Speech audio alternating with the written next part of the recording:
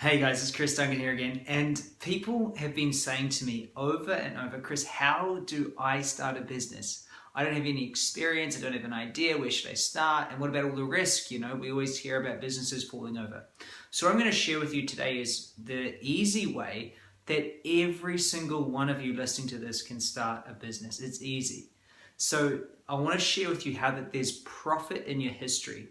I want to share with you the 5 paths that you can take, that anyone can take, to create a 6 or even 7-figure business. I'll share how I have done it in those exact same paths as well. And I want to show you how you can scale it and what it is you need to do. So let's first off get started. I hope you're excited and I hope you're ready to really learn some really good stuff, because what I'm going to share with you has taken me years to figure out, and I just wish someone had told me this right at the start. See, when I left university, I found myself in a graduate's position. I had a finance degree, marketing as a minor, and I'm sitting there and I'm surrounded by these 4 walls in this cubicle, and I had a great job. It was a great position. And I remember sitting there, and every Sunday I would feel anxious, and I just remember going to myself, there has to be a better way. And I looked at the person who was 40 years ahead of me, and I just went, wow, this definitely isn't the way that I want. So I went on a bit of a mission, and there's many different ways that you can start a business. Here's what I would suggest. I would suggest you don't do it like me. My first business lost a lot of money, but I gained a lot of valuable insights from that. And I'm going to share with you some of those insights. There's really only 5 ways to start a business, and the best place to start is to look into your history. What do I mean by that? What I mean by looking into your history is that you have a unique experience of life. Your experiences, where you're from, your age, the education that you've had or not had, where you've traveled to, where you have lived, who you are, your sex, your gender, your culture, everything about you in your past. Now, inside of your past, there are many different versions of you. Is it true? Over the last 5 years, I've been many different versions. In fact, I still am. I'm a son, I'm a fiance, I'm a speaker, I'm a grandson, I'm a cousin, I'm a student, I'm a studier. I'm so many different things, In my past, I've played age grade representative basketball for my country. I've been there. I've been really into sports. I've been to university. There's so many things. I've been a DJ.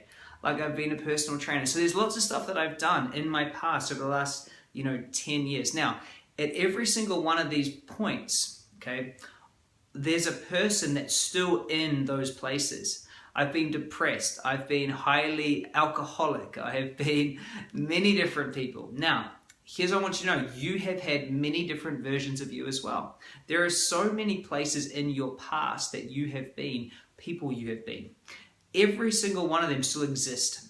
There are people out there that are still in that place. And here's what's amazing is now that you are through that place, or you've come out of that depression or out of that struggle, or you used to be a personal trainer and now you're not, or used to be a broke personal trainer and now you're not, or you used to be at university and now you graduated with honors, whatever it is it used to be and now you're somewhere else. Here's what's amazing is you know that person better than anyone else. For example, I'm from New Zealand originally. So I'm going to understand somebody, young men from New Zealand, I'm going to understand them better than most people. Because it's a very small segmented group that I'm looking for. I'm going to know young New Zealanders who go to university even more. And so when you start to look at your past, you can actually see some really great places that you can start a business or find a business for no money down, because you already understand them. And because you understand them, it gives you unique insights. And I call this your hidden market. Now, there's 3 aspects to a hidden market. And the first one is where you've come from. Your experience, your expertise, and your trainings, who you are as a person, your past. The second part of your hidden market, the second part of how to find profit in your past, is you need to find a problem. See, there are every year hundreds of thousands of little drill bits that are sold. You know the bit on the end of the drill? There's hundreds and thousands of those sold every single year. But nobody wants the drill bit. In fact, everyone that buys one of these drill bits isn't actually buying the drill bit at all. What they're buying is the solution. They're buying the hole. And the amazing thing is they're not even buying that, they're buying the problem is they need to be able to drill holes fast. They need holes fast, so therefore they go and buy a drill bit. But they're always looking to solve a problem. So here's what I want you to do as you're listening to this, is first off, think your past, and I want you to notice all the different people, places, things, who you've been, who you know more than others. You don't have to know them the best in the world, but more than others. And normally it's because you've been there yourself. You've been around them yourself. The next thing I want you to think about is what problems did you face then, still are facing now, or you can see those people are facing. What problems, what can you see that they need to be solved that are not currently being addressed to the best of their ability? What problems do you see? I always love to say to people is, if you want to start a business, find a problem that needs solving and find a way to solve it, and you are in a business straight away with no money down. So here's the thing. Have a look at your past. Now I want you to start looking at different problems, and I want you to write all the problems down until you find one that is big enough and exciting enough that you want to be able to solve. So this is literally the $0 startup. So as you're there and as you find in your past, or you find someone who has a big problem, next thing you need to do is figure out what's going to be the solution.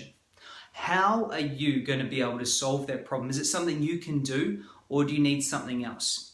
So this is what I'm going to talk about next. I'm going to talk about how it is you actually create the product or the solution, whether it's a service, a physical product, whatever it is. I'm going to talk about the solution.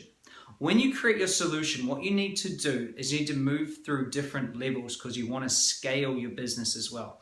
But for now, I want to leave you with that. I want to give you that little bit of information to go and get started. So 2 things you need to do: look in your past, look at all the different people you've been, who you know intimately, and then think, what problems do they have that they need solutions to that one, aren't being solved, or 2, could be solved much, much better. Have an amazing day. Post below what you liked from today. Post below what it is that you're keen to get started with, and I'll talk to you really soon.